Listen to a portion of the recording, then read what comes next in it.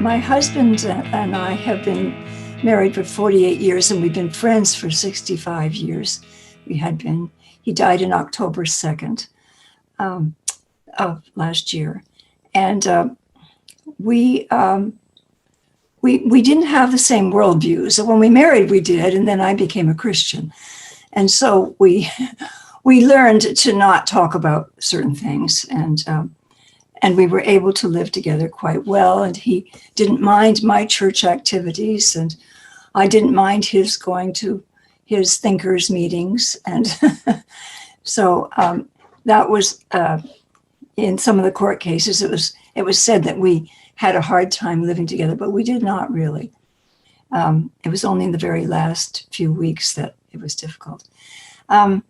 So I didn't realize this, but he really had something called hypochondriasis with anxiety, probably as long as, I don't know when it started, but probably as early as 1980 at least, when he thought he had kidney disease and he was going to die a terrible death of having to do dialysis all the time. And this never happened. He told Dr. Bachman in 1980 that this happened. And then in 2003, we sold our restaurant, and it was very stressful for us, the restaurants. And we went on a vacation, came back, and he went to the hospital and kind of fell on his face with kind of passing out.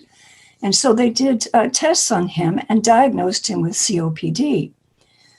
Now, I'm going to tell a story about the COPD because his father died of COPD at age 69. In 2003, Jack was 66 years old, and he determined, or else Dr. Atkinson told him he would die in 3 years. Well, how convenient. Then he would die exactly at the same age as his father, which is what somebody who has hypochondriasis would fear. And so I wasn't aware of this. I just believed everything. I believed all the symptoms. I believed whatever he said. We did all kinds of nutritional things and doctor things. And in about 2018, he began doing funny things with our money. So I went to his nurse practitioner. I said, could you give him some tests for dementia? And she did in 2019 summer. Dr. Docheva gave him two tests, and she found that he had mild dementia and moderate cerebral atrophy. And then, and this was done because, I don't remember if it was before or after, but he ended up in emergency again because he couldn't breathe. Now, one of the symptoms of hypochondriasis is that anxiety, and anxiety can make you not able to breathe.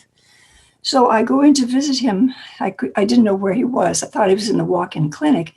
I found him in emergency, and he had been there 3 hours. And I said to the doctor, why isn't he on oxygen?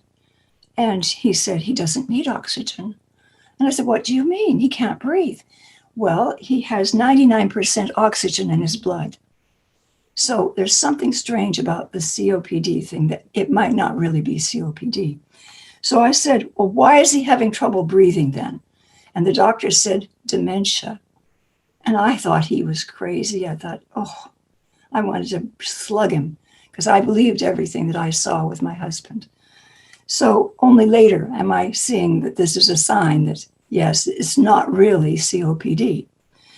And so he wanted to get connected with a pulmonary specialist in the area, and he did. And I didn't realize this, but he told me he wanted to do this so that he could have help ending his life with MAID. And so he struggled to do this, and it wasn't happening. The doctor, who was a pulmonary specialist, said, when we went in, he was sort of winking at me about things about Jack. And I thought, why is he winking at me? Doesn't he take my husband seriously? And no, he wasn't taking my husband seriously because I didn't know what was going on. It was a mental thing. So we get into January 2020, And I go away. I come back on February 28th from a visit out west, and he's signing up with MAID, and he's got he signed up to have assessments. So the first assessment is fine. They say he's got the capacity to decide he can die, and he also is probably in 6 months going to die of COPD. Well, then there was the next assessment, and it said the exact opposite. And so there had to be 2 more assessments. One was from a psychologist who said, well, he doesn't have dementia. Well, it was proven that he did have dementia last summer in the 2019. And then the fourth one was the pulmonary specialist again. And he said, there's no way this man's going to die in 6 months of COPD. So the nurse practitioner who was in charge of this for Jack on May 18th said, do you want to continue and have more assessments because we could find more people who agreed with you? And he said, no, I'll stop it for now. I don't remember him saying for now. But anyway, this is very interesting what happened next. Actually, I'm going to back up 2 or 3 days. After he had his assessment with the pulmonary specialist who said, you're not dying of COPD in 6 months, Jack was very angry with him. But he came out of there, and Jack is able to do things with his mind, and he decided, well, if I don't have COPD, or if I'm not dying of COPD, I'm going to go see how it is to walk vigorously. So he went outside and he walked vigorously for about 20 minutes, and he exercised on the corner in front of all the traffic. And he came back in and he said, I don't have COPD. Okay, what is it? Well, while we were with the pulmonary specialist, he showed him the brain scan that had been done in 2019, which showed two little tiny minor strokes. And Jack decided he knew exactly when they happened. And there's no way anyone can know when they happened. But he pegged one in 2003 and one in 2009. And so now he's terribly afraid to have another stroke. But anyway, so he at least has decided he does not have COPD. So it's now the mental thing. So that evening, I'm praying for him to have good breath the next morning. The next morning he wakes up and I said, you're breathing more easily, aren't you? And he didn't want to admit it, but he was breathing more easily. And so we went to the beach that day, and we've been going to this beach since 1980 when we moved to the South Shore. It's one of the most beautiful beaches around. And he said, I have never seen this beach so beautiful as it is today. And I just lost it. And I've never wept on my husband's shoulder, but I wept on his shoulder because I thought, well, he's pulled through, And so we sailed for a while. And then in July, he picked the thing up again because, of course, he's suffering from hypochondriasis with severe anxiety. And this hasn't even been diagnosed yet. So he signed up for a second round of MAID. The first round was put aside. So you have to sign up again. So he signed up with his nurse practitioner, who's one of the assessors. And of course, she said yes.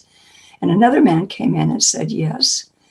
And when I came in I had to be with Jack all the time, and he wanted me to be with him because he couldn't take notes. He couldn't remember what the doctors were telling him. So I said, well, I'll take notes for you. So I went to most of his meetings, and excuse me, I'm losing my train of thought here. So when we went in to sign the consent form for MAID, and see, up to this point, I'm not arguing with him about doing this. I'm a Christian, he is not. And I think, well, I cannot. I probably should have thrown a fit or something, but I didn't. But I didn't know what was going on at that point. Anyway, I saw on the consent form that they had dropped the COPD entirely and put down a new thing, that in 6 months, he would be dying of cerebral vascular disease. And I said, wait a minute. he's not going to die in 6 months of cerebral vascular. He's mildly demented and he's got moderate cerebral atrophy. Well, she said, he could have a stroke at any time. And see this picture of the brain? Look at all these little spots. And it just terrified him, and I didn't realize what was going on.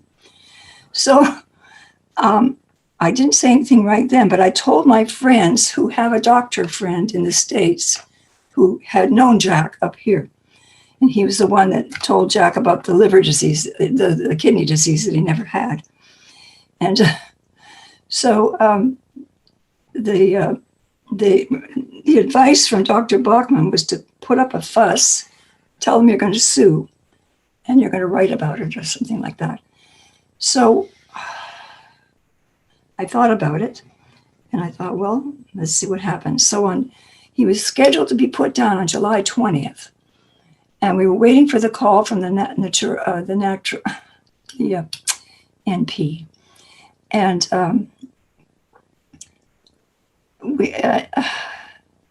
so I got this call saying to do this, put up a fuss, say you're going to sue. And so the NP called to tell Jack what to bring to his 6 o'clock appointment. And I said, I think something's fishy here, and I'm going to write about it, and I'm probably going to sue. And so Jack didn't like that. They both got off the phone and went on to Jack's cell phone. So I was cut out of the picture then. And Jack did not want me to come to his dying process. So my pastor and I went with him. Anyway, the long and short of it is that the fact that I said I might sue stopped that process that day. And it was made Jack very, very angry. And they threatened to take Jack away from me and house him somewhere else. And unless I would promise not insult, but torment him with my religious beliefs, which, or my friends, the church. And actually, there were only 2 friends who called and asked him not to do what he was going to do. And they're not even in my church. They're just happen to be Christians. And they're family friends from like 40 years. So it's not, it isn't that they were tormenting him. But anyway, so just kind of rambling here. So the next day, he was taken for an assessment into Halifax. He was going to be taken by ambulance, but something happened in the area here that the ambulances were tied up. So I had to take him. And that's the only reason I know what went on in that assessment, because I was not allowed to be in on that assessment, but I was brought in at the end to be talked to. And so this Dr. Miller, now has devised a new set of requirements for Jack to be able to put himself down. One is that he's got COPD, he's got cerebral vascular disease, and he's 83 years old and he's frail. And so, but none of those 3 things would make anybody die within 6 months. And of course, the new C7 bill is taking away any talk about foreseeable future. So she said, it doesn't matter how long he's going to live. That has nothing to do with anything. If he wants to be put down, he can be put down. So so she said, we call it a global look. We're taking a global look at his illnesses. So, and she argued with me that on the second assessment, it was changed to cerebral vascular disease only. And I saw it on the consent form. That was the only thing on it. So, the next day, this is very telling. The next day, the nurse navigator for MAID called Jack to support him because I had put up a fuss. And she said, is there any way we can help you, Jack? Would you like us to help you? And she said, well, he said, what kind of help would you give me? And she said, well, I mean, help regarding your wife. And I'm so glad I was listening in on this conversation, because he said, well, my wife is taking care of me. And I thought the problem of her lawsuit was out of the way. Oh, no, we have to be very careful that everything is decent and in order. And our lawyers are working night and day trying to get this, make sure we're doing everything right. So I thought, well, they should have done that before then. But anyway, so, and then he says, no, I don't think I'm going to use dying with dignity. That's what she called it. I'm just going to go on my own. My wife is taking care of me, and she's doing this out of her extreme care for me. Oh. And I thought, wow, it's just like, there's my real husband speaking. Oh. So anyway, and then I didn't know what to do, so I got in touch with Euthanasia Prevention Coalition and talked to Alex Schottenberg. And he said, if you want, we can get you a lawyer, Hugh Scher, who will help you with this. And I didn't say to him, well, I can't afford the legal fees, but I did say to Hugh Scher, when he told me his fees, that would be impossible. But he said, well, we'll ask EPC if they can fund it. And they did, indeed, the whole thing. And so between July 20th, when the maid failed, and July 31st was the first court case. My husband lived with me, and we were going out. I was driving him every day, taking him out, and I would take him out, and he didn't want to go out. I say, well, bring your pillow. You might as well sleep in the car as sleeping at home. So I'd take him for a 2-hour drive somewhere, and every time we went out, there was something interesting. And he would always thank me when we came home. Oh, I'm glad we went out. So I never failed to try to get him out. Mm. Anyway, and he himself was tooling around in his little Kia Soul every day, going to talk to people, going to buy chili at Wendy's. He was telling everybody that he was going to go put himself down with MAID. So, and then, so by the time it came to July 31st, he knew what I was doing, and he left me. He took their offer to be put up somewhere where they would take care of him, the MAID program. So I didn't see my husband from the July 31st ever again until he died October 3rd, I believe. Oh. And yeah, it was a very hard time for me. But I had a good Christian group praying with me, and we believed, and we had, we really, really believed that he might have a turnaround. Mm-hmm. And so that didn't seem to happen. We'll never know, really. Anyway, so in the court cases, the first few court cases we won by getting an injunction to prevent him from putting himself down. And then by August 14th, he could not put himself down. The last court case, by the last court, that was not the last court case, I'm getting mixed up. August 14th, he was told there was an appeal to keep him from putting himself down. So the next day he tried to commit suicide, and whoever he was living with must have seen his car missing at 1 or 2 o'clock in the morning and called the RCMP, and they prevented him from doing this. And I just happened to call him that morning on his cell phone, and he was very kind and glad to hear from me. And he had not been before. And he said, how did you know to call today? And I said, well, I really didn't. And I couldn't find out where he was staying or what he had tried to do or anything like that. And so I decided to call him the next day as well. And he was back to his very bitter self saying, why are you calling me? Don't call me anymore. So that pretty well ended that. Anyway, in these cases, we never were able to get to the point where we could talk about the merits of the case, because the judges seemed to be so biased towards somebody having the autonomy to put themselves down. But here's a case where it needed to be shown that he doesn't really have that autonomy. He's very sick. And anyway, that's the crux of the thing, that they're pushing people through who do not really have the ability to make that choice.